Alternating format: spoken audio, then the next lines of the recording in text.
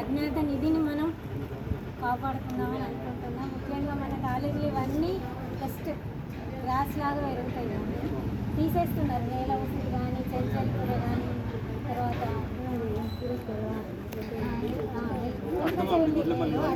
ఇవన్నీ దాదాపుగా పోతున్నాయి. ఉత్తరేణి మన కాలేజ్ యాక్చువల్గా ఆ ఉత్తరేణి చెట్లు బాగా ఉంటాయి. వీటన్ని యొక్క వాడకం, వాటి ఇంపార్టెన్స్, వాటి ఫ్లవర్స్ ఎంత ఉపయోగపడతాయి, తర్వాత వాటి ఆకులు ఎంత ఉపయోగపడతాయి, ఏ విధంగా వాడాలి అనేది చాలా క్షుణ్ణంగా వివరించారు. దానికి సర్వదా కృతజ్ఞులం.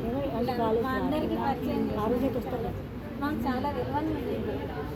ఎందుకు రావాలి తెలుసుకొని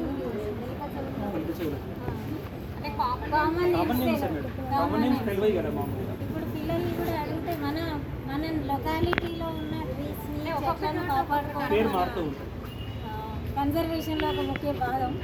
దాదాపు ఇది ఈ నిర్లక్ష్యంలో కానీ తెలియకపోవడంలో కానీ అజ్ఞాతంగా ఉండడం వల్ల కానీ మనం చాలా వాటిని విలువైన సంపదని కోల్పోతున్నాం. కాబట్టి ఈ ప్రాముఖ్యత మేము ఇప్పుడు తెలుసుకొని కాపాడుతున్నాం. మా పిల్లలతో కూడా మీరు ఇంకా ఎక్కువ క్లాస్లో చెప్తే మేము కూడా